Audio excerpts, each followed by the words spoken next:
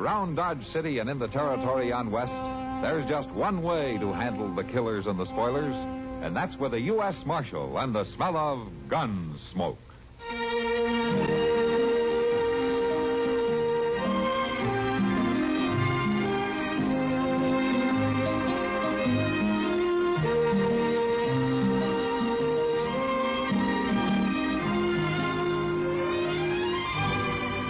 Gunsmoke, starring William Conrad. The story of the violence that moved west with young America.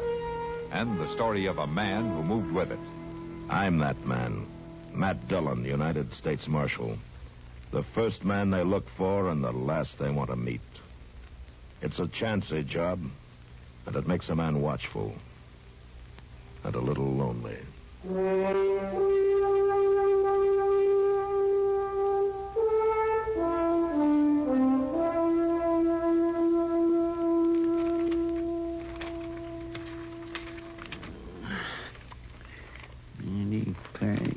Circles about snowbody. Well, come on in. The door ain't locked.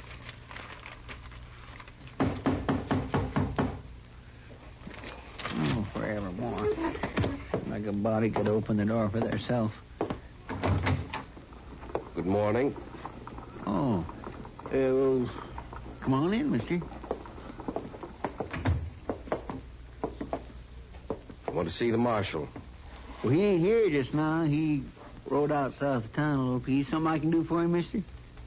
Are you a good man? How's that? They say the marshal's a good man.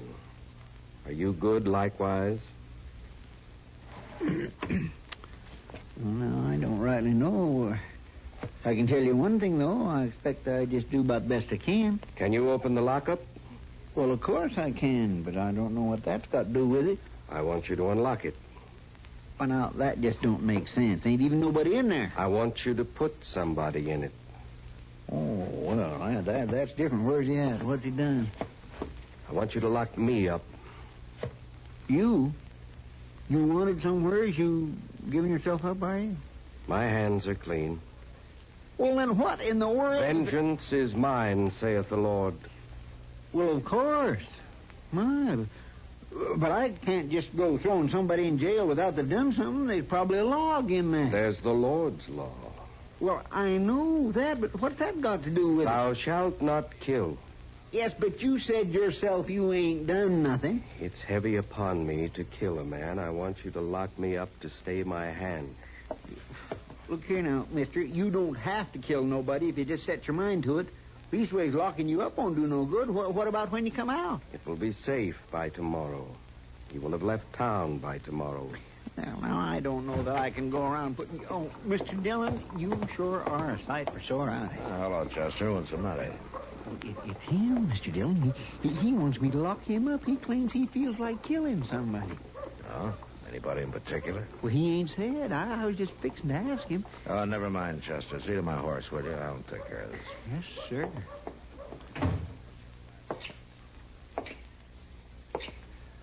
What's your name? Are you the marshal?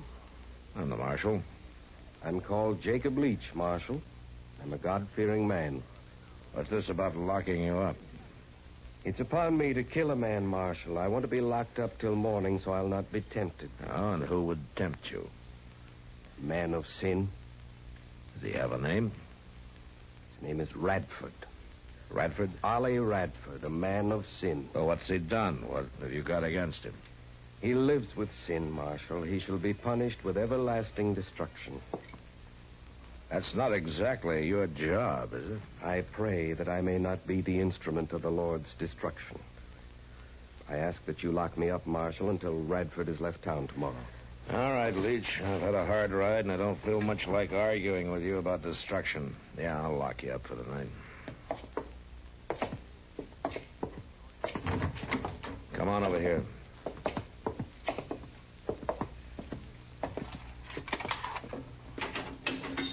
All right, go on in.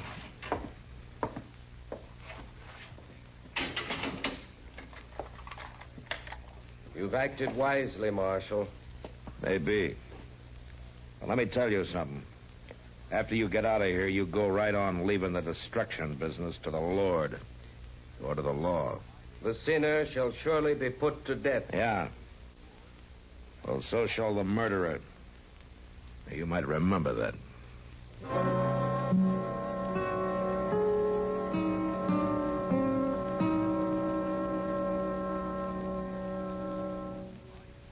Now, just listen a minute, if you will.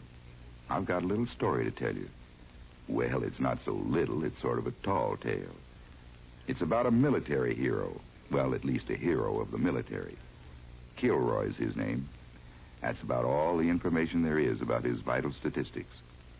But since the beginning of World War II, he's been in every theater of operation from Africa to Australia, from Kwajalein to Korea, and all points west, as the saying goes. And when they finally get to Mars, they'll probably find out that he's been there first, too. They all claim him as their own.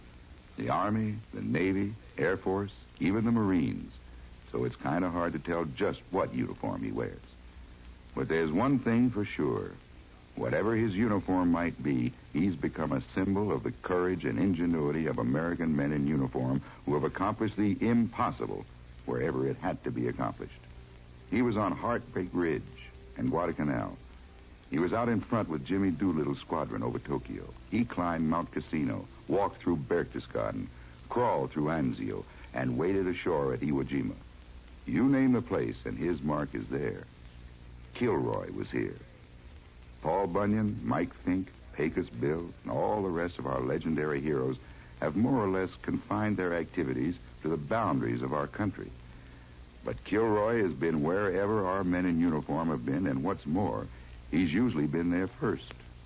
Impossible? Well, you might easily think that. If you hadn't seen his signature on the wall in a prison camp, or inside a concrete bunker, painted on a blown-up enemy tank, or chalked on the top of a bleak, bomb-cratered hill in Korea, you might say impossible. But there are those who don't. And I'm not going to argue with them because they're fellas who've been there. This is sort of their story I've been telling you. Theirs and his. They're the ones who have made it sort of nice being citizens of our United States. Citizens with freedom to talk and laugh. And free to write and read and worship, too. Yes, sir. Maybe you don't think about it much, but you should.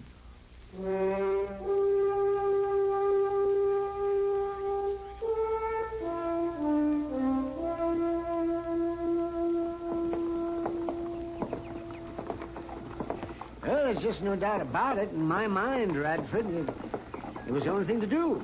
Yes, I suppose so. Oh, I know it was a hard move to make, but it was the only thing to do. Whatever is right for her, Doc, I'm going to do it. Well, you've done it, Radford. I expect living in one room at a boarding house is a little cramped after ranch living. Oh, well, we've lived in one room before.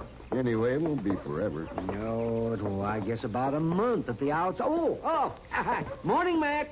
Yeah, see, that's Marshal Matt. Morning, Doc. Yeah. You're out early. You looking for business? Oh, I've got so much business I don't have time to look for it. Oh, Matt, this is Ollie Radford. Marshal? Radford, huh? I haven't seen you around here before, have I? No, Marshal, I don't get to town very often. I set up ranching out near Cimarron a few months back. No? You got business in Dodge? Well, no, Marshal. To tell the truth, I don't have no business in Dodge at all. But my wife has, don't she, Doc? Yes, you see, I moved the Radfords into Ma Smalley's for a few weeks, Matt. Mrs. Radford's expecting. And she's not very strong. I just want to kind of keep an eye on her. And they'll be here for a while, huh? Oh, 3-4 weeks, I figure. Yes, well, I'll see you two later. I've got to get on up to my office there. All right, Doc. Yeah, you tell Molly what I said, Radford. I'll do that, Doc, and thanks. So long, Doc. Goodbye.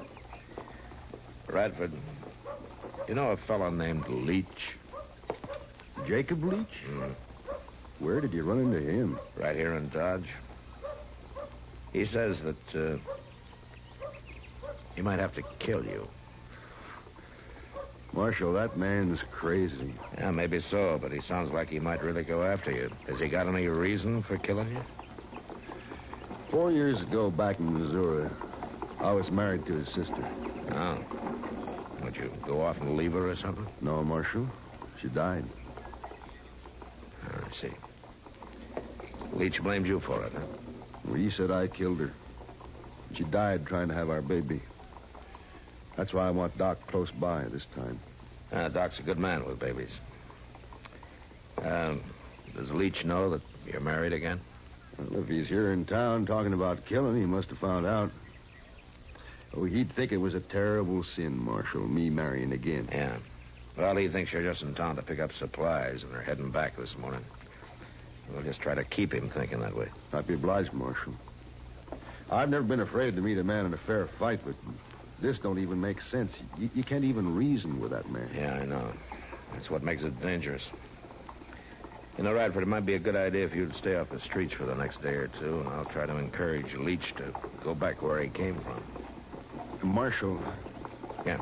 I ain't a man to want to get into trouble, but I can't stay off the streets and hide it from him forever. There ain't no justice in that. I'll fight him if I have to. Radford, I'll tell you just about what I told him. What's that? You let the law handle justice.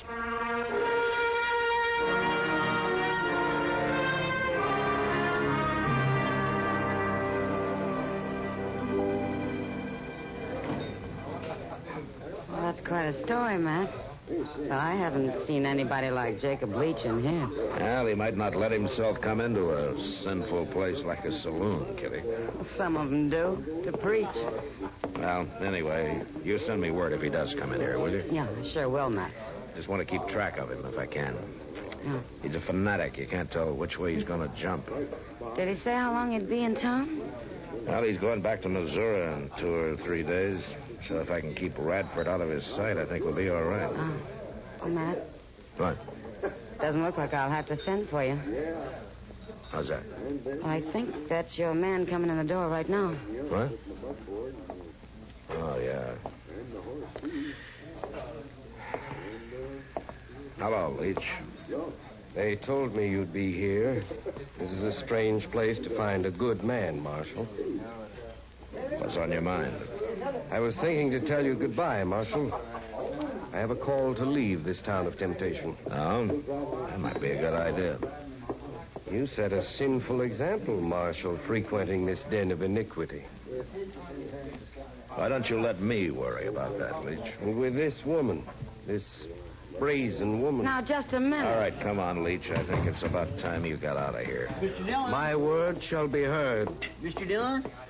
Mr. Dillon, you know where Doc's at? Not right now, Chester. Why? Well, it's Ollie Radford's wife over at Moss. Chester. She all took right. sudden and she took back. Okay, all right, Chester. I'll help you look for him. Come on. Kitty, you listen to what Leach has to say now. You Right. understand?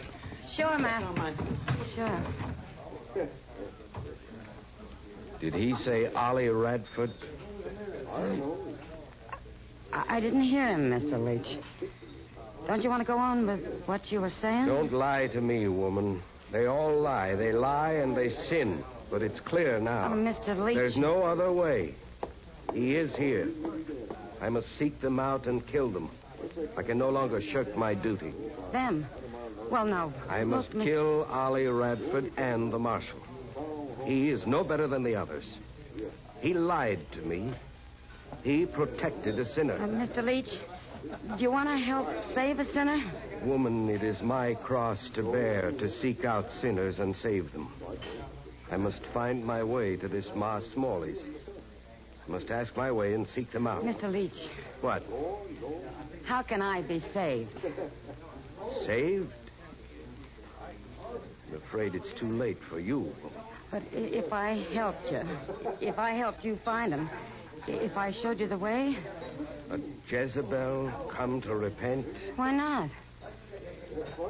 Yes. Jacob Leach is indeed the instrument of the Lord. Well, then let me take you there. You won't have to ask your way. Yes, woman. You lead the way. Lead the way, and we will save the sinners. Come on, then. We'll go out the back way and come up behind him. I sure want to help save those sinners.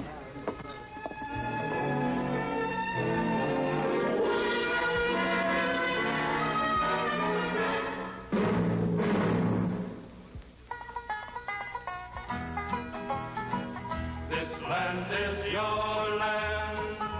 This land is my land. This land was made for you and me. Some of us think Connecticut is a suburb of New York City, but it isn't really. It just seems that way because so many people working in the city commute daily between their jobs and the grassy country-like atmosphere of Stamford, Greenwich, or Larchmont. Those who don't commute, preferring to work where they live, may 9 to 5 it at the electric boat division of General Dynamics in New London, selling insurance in Hartford, or making clocks in Bristol. But regardless of where they work, both groups of people have a great deal in common. They don't share merely the nutmeg or Constitution state, for the place of their residence is shared with others, such as P.T. Barnum, Harriet Beecher Stowe, Nathan Hale, Noah Webster. People in Connecticut today share the yearly excitement of the Yale-Harvard crew races, the beauty of the mountain laurel blossom in late spring, pride in their state's early Yankee peddlers, and more than anything, the true meaning of their state motto, he who transplanted sustains.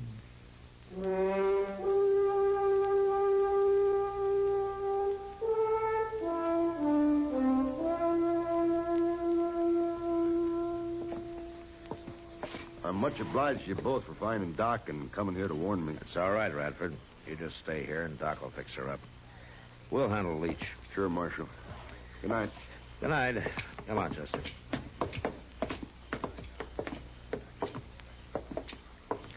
Miss Kitty sure moved right in and took over with old Leach, didn't she? Kitty's a smart girl, Chester. You got a plan about him, Mr. Dillon? Well, I just hope I can sort of ease him out of town. You push that kind too hard, and they're likely to go wild on you. Then people get hurt. I declare I don't know why I didn't have no more sense than to just blurt out Radford's name like I did. Well, maybe he didn't hear you. No, but what if he did? We just have to hope that Kitty can handle it.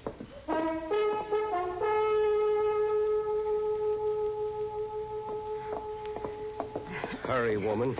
Time is running out. I'm going as fast as I can, Mr. Leach. There's not much farther to go. We've already come quite a way.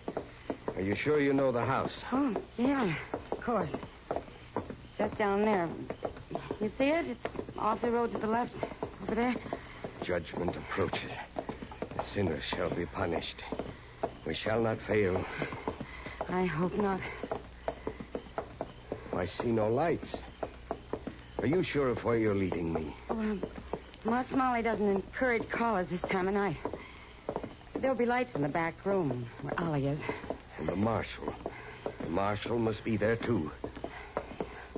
I hope he'll be there, too, Mr. Leach. Just as much as you do.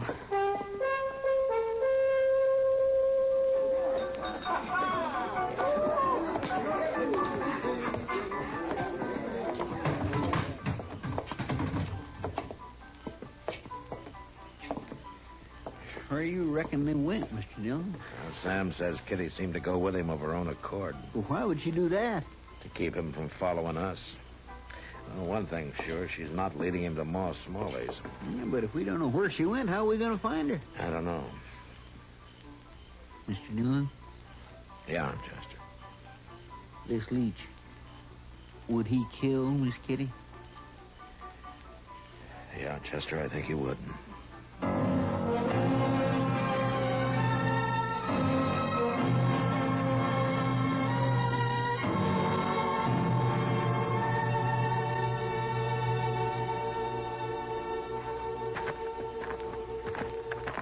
Isn't this the house you pointed out?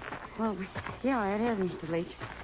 I just thought we might wait for some sign that they're in there. Why do you doubt it all of a sudden? You promised me you'd lead me to the sinners. Oh, I've led you to them all right, Mr. Leach. It's just... We'll go in. Well, Come. You go up the steps with me.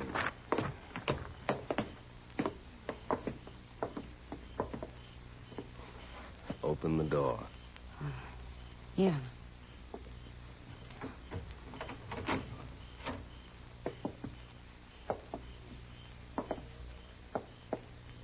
Isn't it strange that there are no lights? Well, No, Mr. Leach. Ma will bring a light in it. She doesn't believe in waste. She believes wastefulness is a sin. A small sin. There are many others of greater importance. It is strike a light. It's empty. This is no rooming house. This place is deserted. Woman, you have led me astray. I must have been mistaken. It was no mistake. You are indeed a Jezebel. Now I must punish you, too. Stand still. The light went out. I need no light to see you to carry out your punishment. You lay a hand on me, I'll scratch your eyes out. Woman of sin, you're going to die.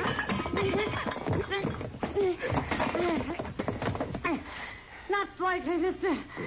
Now, you keep away from me. You don't want to get blown in half. You took my gun. I sure did, mister.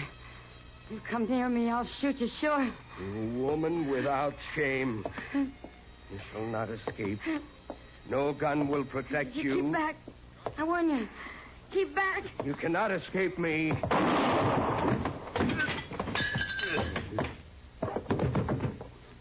Shot him. I shot him.